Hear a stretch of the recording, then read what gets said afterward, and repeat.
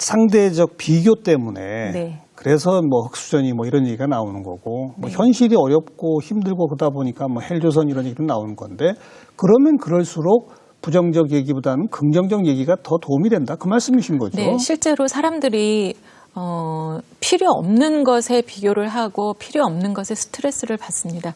제가 최근에 그 내 나이가 나를 안아주었습니다 하는 책을 하나 냈는데요. 예, 예. 이제 제가 꽤 이제 나이가 됐어요. 그래서 이 나이 먹음에 대해서 어떻게 하면 이 시간 이후를 좀 멋지게 살아볼까 하는 에세이집인데, 모든 사람이 또 한 살을 먹었구나라고 생각하면 남아있는 날들은 날마다 한숨만 쉬면서 이제 지나가게 되는 거 아니겠어요? 그래서 이 나이 먹는 것도 그때그때 그 나이가 주는 위안과 위로와 희망 같은 것이 있거든요. 그럼요. 네, 그래서 그런 걸 좀 포함을 했었고요. 그 대신 불평불만하는 것 대신에 우리의 말을 감사하는 말, 칭찬하는 말, 듣기 좋은 말 이런 걸로 채우면 어떨까 하는 생각입니다. 칭찬은 고래도 춤추게 한다. 네. 뭐 이런 말이 있지 않습니까? 그러니까 잘한 일에 대해서는 잘했다고 해주시고요. 왜냐하면 아이들은 그 아주 예민하게 안테나를 세우고 있어서 어른들이 어떤 때 칭찬을 하는가를 잘 알아요. 그래서 예를 들어 뭐 학교에서 이렇게 떨어져 있는 쓰레기를 주웠을 때 선생님이 칭찬을 하셨다. 그러면은 그 칭찬을 받기 위해서 또 이 아이는 휴지를 그렇죠. 줬거든요. 예. 그러면 그때도 선생님이 칭찬을 해주셔야 됐는데 뭐 다른 일로 기분 나쁘셔서 칭찬을 안 하신다 그러면 이 아이의 그 가치관에는 혼돈이 되는 거죠. 이런 것이 칭찬을 받을 일인가 뭐 예로 듭니다만. 그래서 잘한 일에 대해서는 그때그때 잘했어요 하시면 좋겠고요. 또 별로 잘한 것이 없다 그러면은 그냥 찾아서도 훌륭해요 해주시는 것도 좋을 것 같아요. 그런데 또 말이라고 하는 거는 혼자 하는 게 아니라 상대방과 같이 하지 않습니까? 네. 지금 교수님 말씀하신 그런 데서 그래 앞으로 난 이제 바꿔야지. 나쁜 말은 줄이고 좋은 말 위주로 하고 그래야지. 내가 이제 마음을 먹었어요. 네. 그리고 이제 상대방과 이야기를 합니다.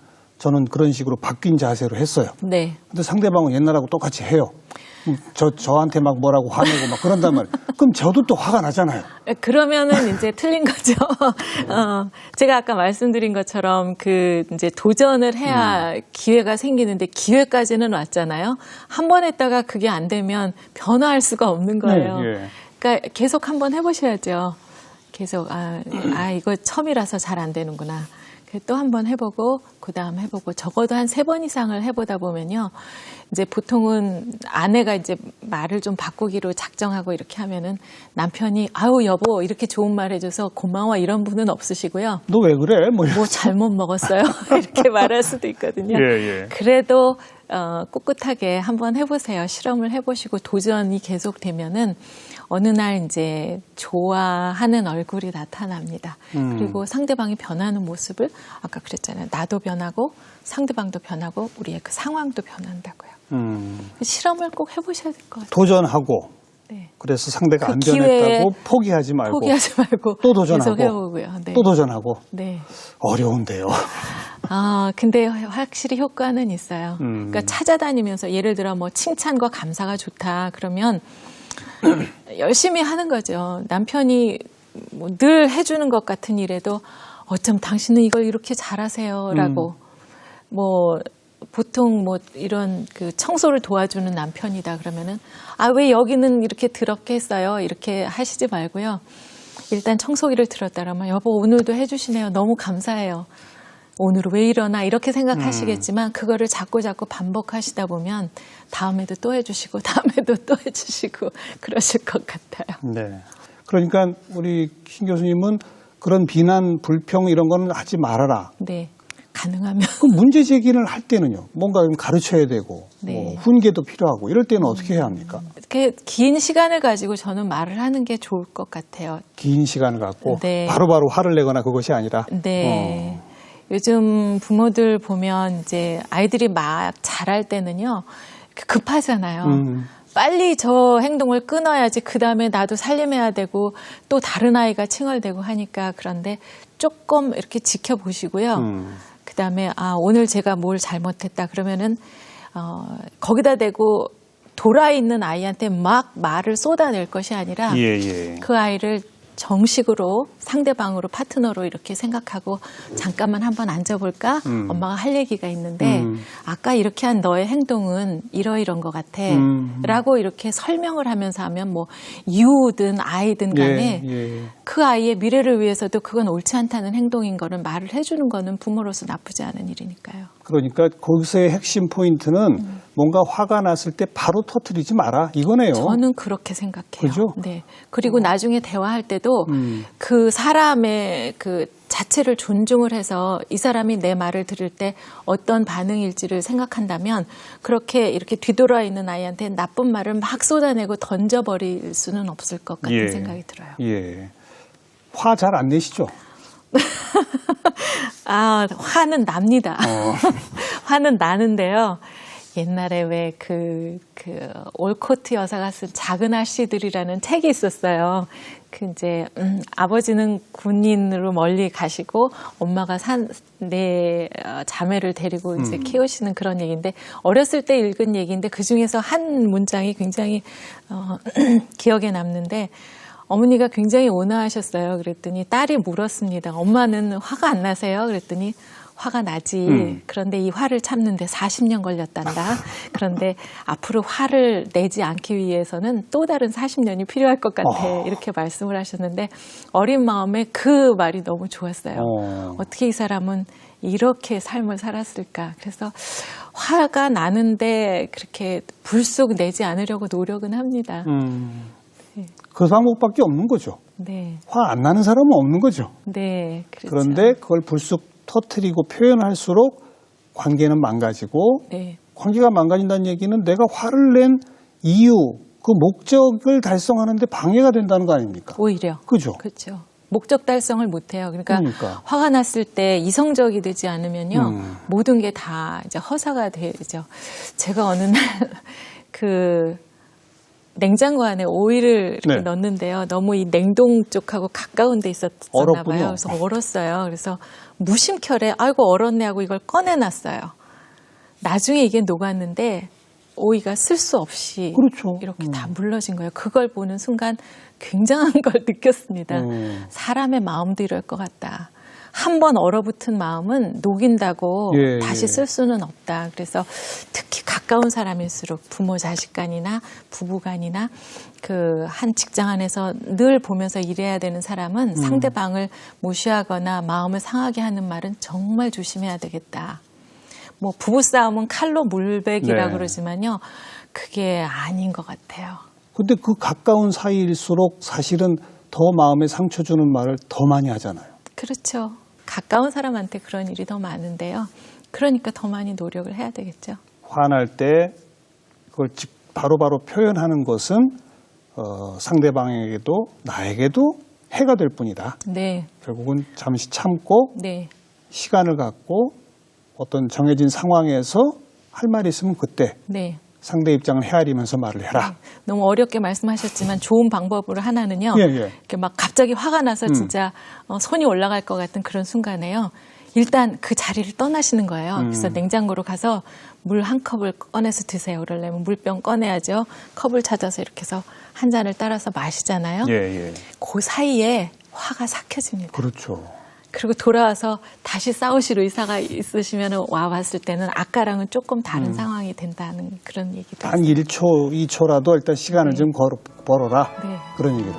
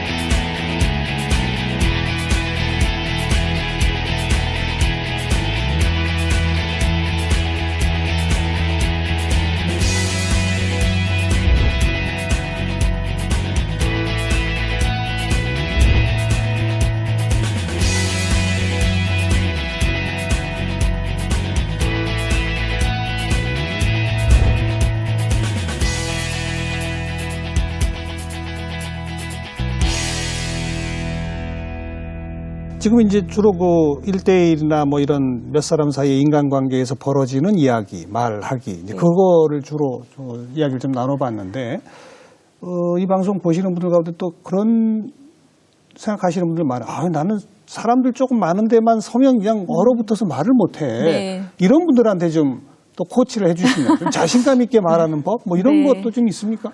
그 자신감이 없어지는 것은 다시 말하면 불안한 마음이 있다는 것인데요. 네, 네. 그러니까 발표 불안증이라는 용어를 사용을 합니다. 뭐 예. 무대 공포증, 발표 불안증 이런 용어를 사용하는데 어떤 사람은 선천적으로 그런 사람도 있습니다. 그러니까 태어날 때부터 누구하고 말해도 뭐 얼굴이 붉어지고 땀이 나는 사람이 있지만 아주 극소수이고요.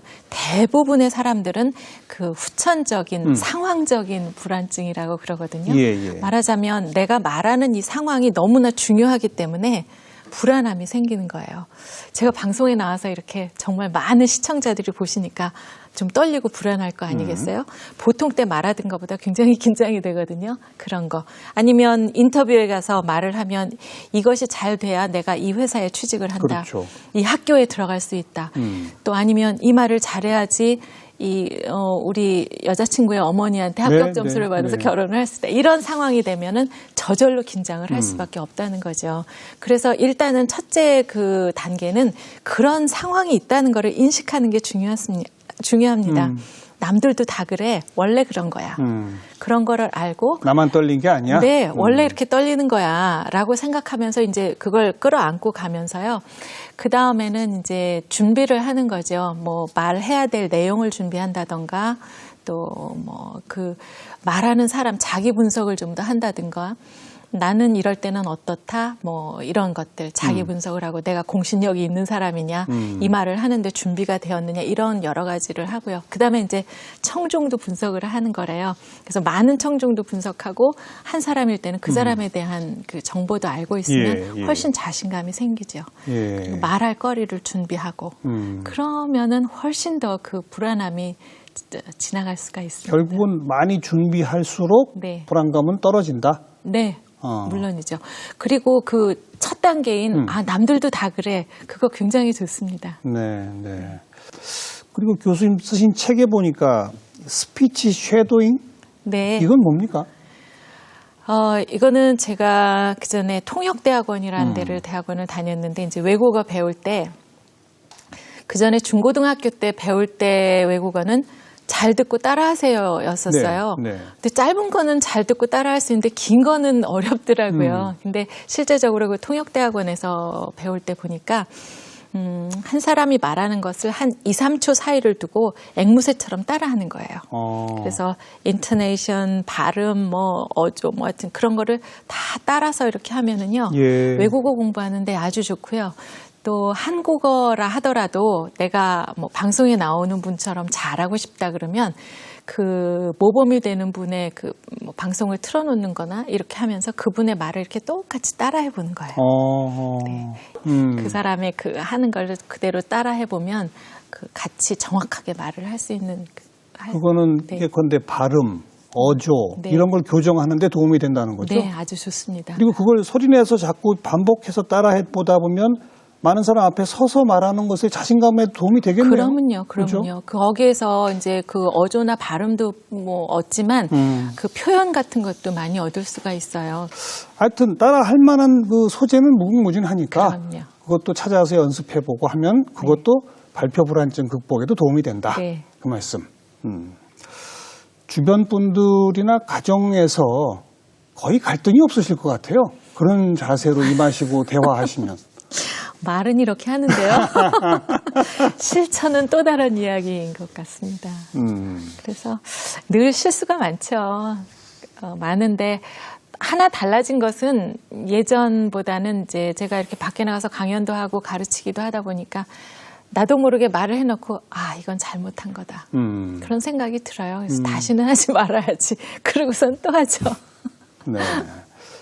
그 말씀 들으니까 제가 좀 위안이 됩니다. 네. 신 교수님이라고 완벽한 게 아니구나. 당연하죠. 누구나 다 실수하게 되고 또 불쑥 화날 때도 있고 화를 낼 때도 있고 표현할 때도 있고 그러신 거죠? 네. 근데 이제 정말 화가 안 날 수 있는 경지까지 가야 되는데요. 화가 나고 참는 거는 별로 좋은 거는 아닌 것 같아요. 그렇죠. 네. 그게 이제 화를 내면 일단 이 몸 안에서는 여러 가지 그 조직들이 작용을 해서 나쁜 호르몬을 내놓거든요. 그러면 그것이 면역을 떨어뜨리니까 건강에 나쁘게 돼요. 그래서 남자들은 절대로, 특히 남자분들은 화를 내시지 말아야 한다고 책에서 읽었어요. 남자가 더 심합니까? 그런 건강 네, 해치는 이제 게? 면역에 관한 한 남자들은 화를 내지 말고 여자들은 차가운 데 가지 말고 그런 책이 있더라고요. 그러니까 화나는 건 어쩔 수 없으나 그걸 표출하거나 표현하는 것. 표출을 안 한다 하더라도 화가 벌컥 나잖아요. 그러면은 이 신체적으로는 영향이 이미 있다는 거예요. 표출 안 해도. 네. 말로 안 하면은 물론 관계에서는 관계의 건강은 챙길 수가 있지만요. 이미 내 신체의 건강은 해쳐없어요. 네, 네. 그러니까 화가 안 나야죠. 그렇기 위해서는 아까 말씀드린 대로 뭐 비교하지 말거나 원래 이런 거라던가 내가 저 사람 때문에 내가 화를 내는 것보다는 저 사람이 왜 저럴까? 어떤 어려움이 있을까? 이렇게 보면 그 말로서 위로해 줄 말이 생각이 나는 거죠. 네, 네. 결국은 상대방 입장이 되어봐라. 그런 거죠. 그렇죠. 몇 살 때부터 이렇게 되셨어요? 원래 어렸을 때부터 성품이 뭐 이렇게 막 외향적이지는 않았어요. 좋게 말하면 뭐 얌전하고 그런 성격이었지만 그렇게 마음이 다스려진 적은 없었고요. 한 50대 이후에 네, 그러니까 학생들도 가르치고 또 심리학이나 이런 스피치에 관한 것들 이런 것을 책을 쓰고 관심을 갖다 보니까요. 이렇구나. 남자랑 여자랑 이렇게 다른 거구나. 쓰는 용어가 다르구나. 그럴 땐 어떻게 이해를 해야 되는가. 또 마음에 안 드는 행동을 했을 때 저 사람은 왜 저런 행동을 할까 이해하려고 노력해 보고요. 예. 50 넘어서. 네. 아니 그 몇 살 때부터라고 걸 여쭤본 이유가 네. 조금 아까도 언급하셨던 최근에 펴낸 내 나이가 나를 안아주었습니다. 네. 그 책 제목 참 인상적이더라고요. 제가 부끄럽습니다만 벌써 60이에요. 그래서 이 나이가 주는 위안이 있었어요. 그래서 이런 거를 많은 분들하고 공유하고 싶었고요. 그래서 저 나이 이후의 분들하고 공감을 하겠다 이런 생각으로 쓴 에세이를 냈는데 놀랍게도 20대, 30대, 40대에도 여기에 공감하는 부분을 말씀을 해주시더라고요. 그러니까 각각 20대도 30이 넘어가는 순간에 엄청난 고민을 하고 그렇죠. 있고 벌써 30 뭐 이렇게 되는 거죠? 네. 남들은 결혼하고 취직했는데 난 뭐야 막 이러고 40도 충격적이고요. 왜냐하면 30, 40대가 한참 활동하고 이제 가족 부양해야 되니까 행복 지수가 제일 낮다고 그러더라고요. 그러다가 이제 50이 되잖아요. 그러면 아무리 100세 시대라 하더라도 이미 반을 넘어서면서 굉장히 충격이 큽니다. 예. 거기다가 남성이든 여성이든 이제 신체적으로 변화가 오기 때문에 그 힘듦이라는 건 말을 할 수가 없어요. 그래서 괜찮아. 다른 사람들 그래. 그리고 지금도 용기를 가져도 좋아라는 메시지를 주고 싶었고요. 그래서 뭐 한 60, 70 이렇게 넘으신 분들이 그걸 읽고 사실 제가 뭔가 좀 하려고 했는데 사실 부끄러웠어요. 이렇게 말씀하시는데 부끄러워하지도 않아도 되겠군요 하시면서 용기를 가지시고 새로운 일을 하시는 그런 분도 계셨어요. 내 나이가 나를 안아주었다. 네. 결국 이것도 아까 우리가 대화 중에 나왔던 자존감이네요. 자존감. 그렇죠. 나는 20대 때 나도 열정적인 나도 멋있었고요. 지금 이 나이에 나도 훌륭하고요. 앞으로 20년 후에 나도 훌륭할 거야 라고 확신을 가지고 살아나가는 게 중요하다고 생각이 돼요. 네. 그걸 뭐 좀 두둑한 나만의 배짱 뭐 이렇게도 표현할 수 있지 않을까요? 그렇죠. 나만큼 나를 사랑할 수 있는 사람이 어디 있겠어요. 누가 나를 그렇게 생각해 주겠어요. 네. 그런 두둑한 배짱, 자존감을 갖기 위해선 나이 한 살 한 살이 결국은 나를 안아주는 것이다. 네. 나를 만들어가는 것이다. 그 자기의 인생 모토 같은 것도 하나씩 가지고 계시면 좋을 것 같은데요. 저는 뭐 거창한 것은 없고 제가 이제 힘들 때마다 제가 좋아하는 그 부사형의 그 표현이 있어요. 기품 있게. 기품 있게. 네, 의연하게. 음. 그런 단어가 참 좋아요. 그러면 이렇게 왜 좀 좌절이 된다던가 내가 작아진 느낌이거나 어떤 염려가 있을 때 아니야 괜찮아 하면서 품위를 잃지 말아야지. 예. 기품 있는 걸 잃지 말아야지. 이런 생각을 하면 이렇게 쪼그라들었다가도 이렇게 딱 펴질 수가 있어요. 그게 그 피는 자세가 누구나 할 수 있는 일이거든요. 자기 스스로를 믿고 희망을 가져주고 격려해주고. 제가 내 나이가 안아주었습니다의 그 영어 표현을 하나 고민을 하다가 하나 발견을 했는데 embracing이라는 단어를 끌어냈어요. 예. 이렇게 안아주는 거. 자기 스스로. 뭐 앞으로 꼭 이루고자 하는 어떤 목표 같은 게 있으십니까? 뭐 거창한 건 이제 없어요. 저는 그냥 하루하루 열심히 사는 거고요. 제가 50 좀 넘으면서 제가 썼던 그 인생 사명 네. 선언이 방송 또 책 쓰기 또 강연 요거를 통해서 사람들의 삶을 변화시키게 하고 싶은 거거든요. 말을 통한 사람의 변화. 네. 그래서 계속해서 강연도 할 거고 또 이제 책도 쓰려고 하고요. 이렇게 불러주시면 방송에도 나오고 하겠습니다. 그리고 기품 있게 의연하게. 네. 말씀 잘 들었습니다. 네, 감사합니다. 고맙습니다.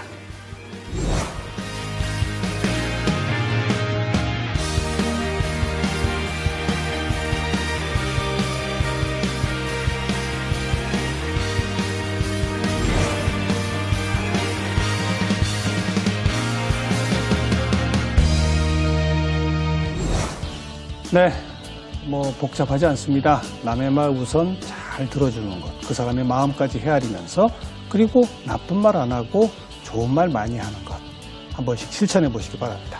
다음 시간 다시 뵙죠. 안녕히 계십시오.